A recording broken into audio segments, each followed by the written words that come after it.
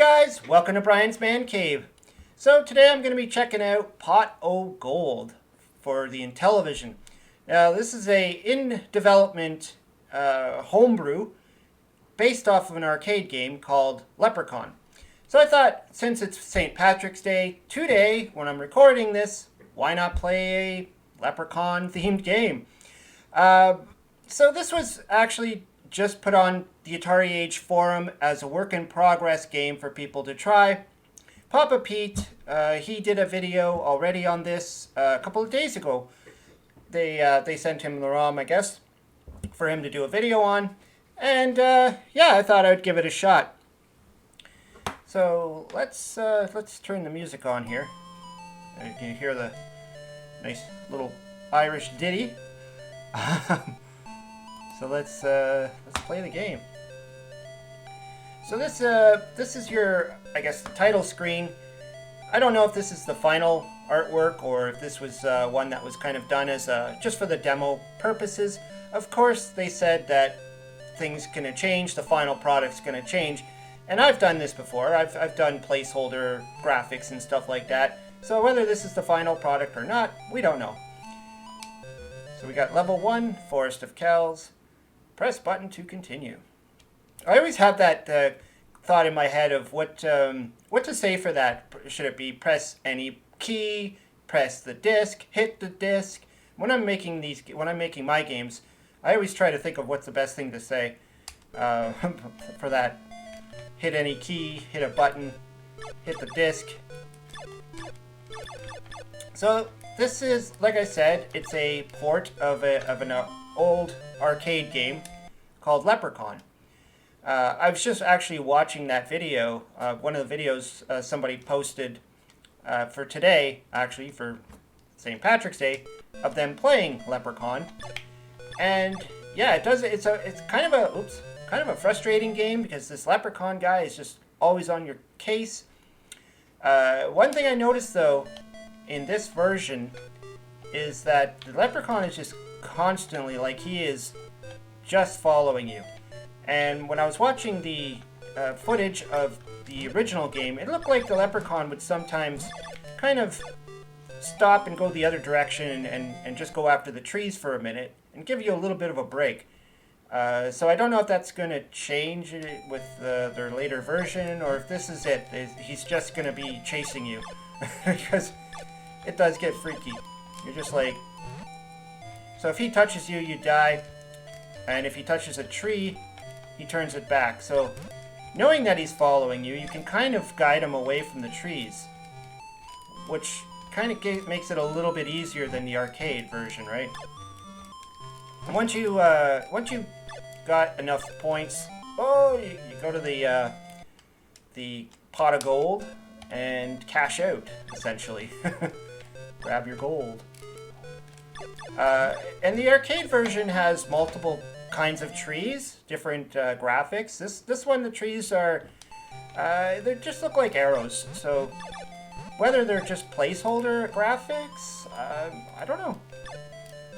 That's my thought, is that these are just placeholder and maybe they're working on the graphics to look like actual trees, and then having multiple ones for different points.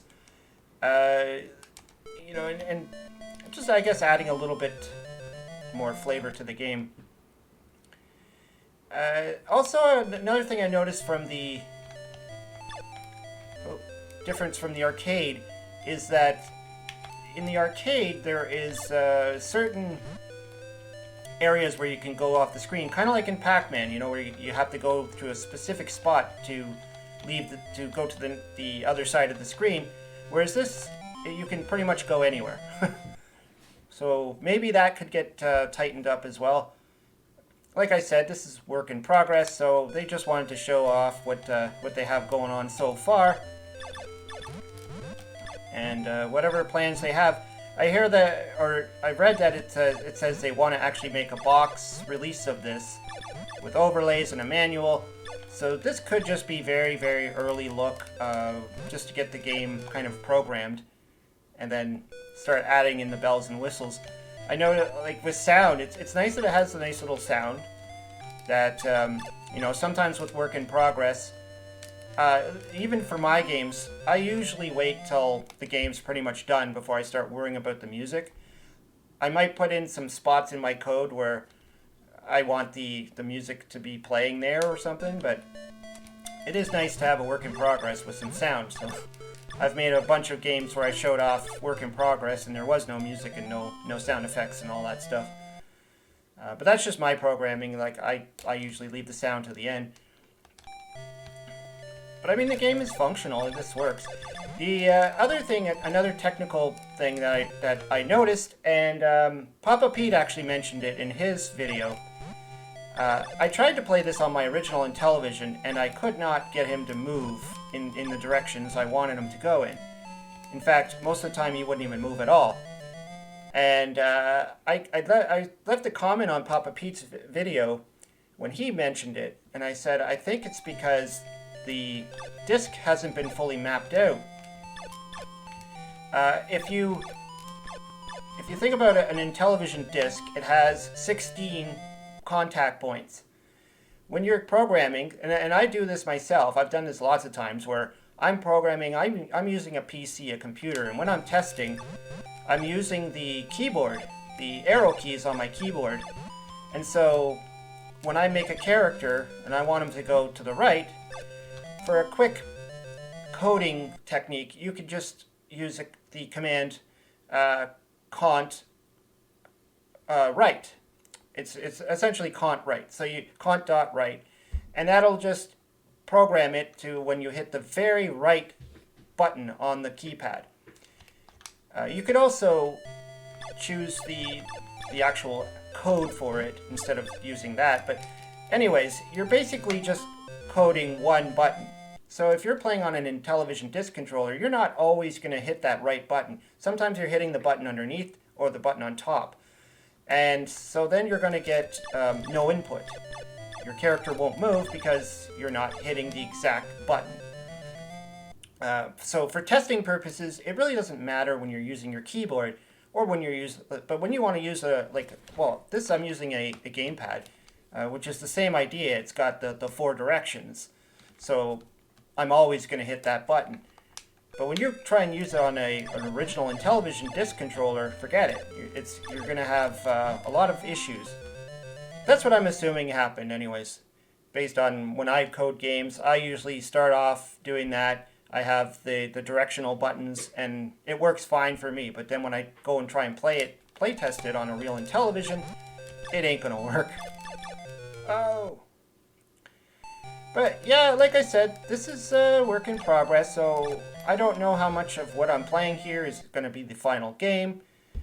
I don't know if these are going to be the final characters either. I mean, that guy doesn't really give off the whole Leprechaun vibe. He's gray and brown. But I get it because the grass is all green, and if they made the Leprechaun green, he would just disappear, so who knows what the plan is for the characters as well. But I can see there's a lot of polishing that could be done with this game. So we'll have to wait and see what the final product is going to end up like. See how far they want to take it, and if they want to actually put this into a box and build a full product out of this. I'm expecting it's probably going to have a lot more to it than this. More bells and whistles, but we'll just have to wait and see.